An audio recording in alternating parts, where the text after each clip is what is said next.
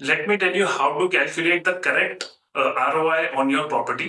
अपनी प्रॉपर्टी का सही ROI कैसे कैलकुलेट करते हैं, आइए देखते हैं।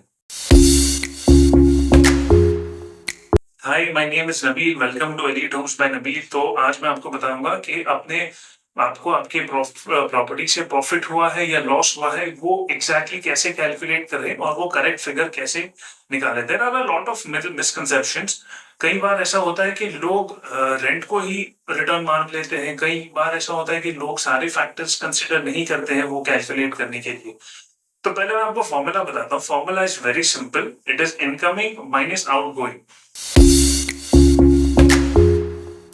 अगर आपका फिगर पॉजिटिव में है तो आपने प्रॉफिट बनाया है। अगर आपका फिगर नेगेटिव में है मतलब आपने लॉस बनाया है। मैं दोबारा से एक्सप्लेन करता हूँ। इनकमिंग का मीनिंग क्या होता है कि आपकी प्रॉपर्टी से आपको कितना पैसा मिला है, माइनस आपने अपनी प्रॉपर्टी में कितना पैसा लगाया था।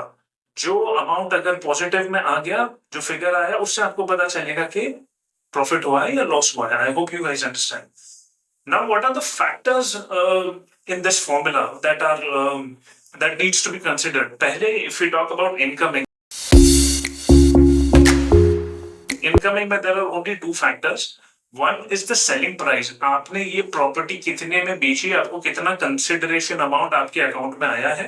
Second is rent. अगर आपने अपनी प्रॉपर्टी रेंट पे दी हुई थी तो ओवर द इयर्स कितना रेंट मिला है, तो that you will add in this incoming. तो आपको एक टोटल फिगर आ जाएगा कि आपको अपनी प्रॉपर्टी से इतना अमाउंट आया है। Now outgoing. आउटगोइंग में there are basically again there are two factors.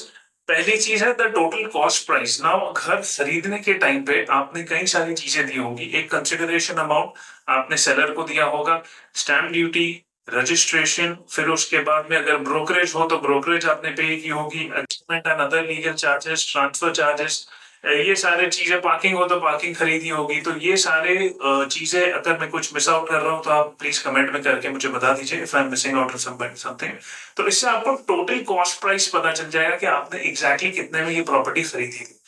Then इसमें आएगा repair and maintenance charges also. अगर आपने अपने घर में रेनोवेशन का काम कराया हो या ओ और रेनोवेशन तो ठीक है, प्लस आपने मंथली मेंटेनेंस जो आपने अपनी सोसाइटी को दी होगी। So this all again total cost price आ गया। फिर then repair and maintenance. So this all adds up to your outgoing. Incoming minus outgoing. Now you get to know कि आपका एग्जैक्टली कितना प्रॉफिट हुआ है या लॉस हुआ है। तो आई होप मेरे वीडियो से आपको बेसिक अंडरस्टैंडिंग मिल गई होगी। In case there are other queries also you can comment. I am sure I will answer back to you. ठीक है, बाय।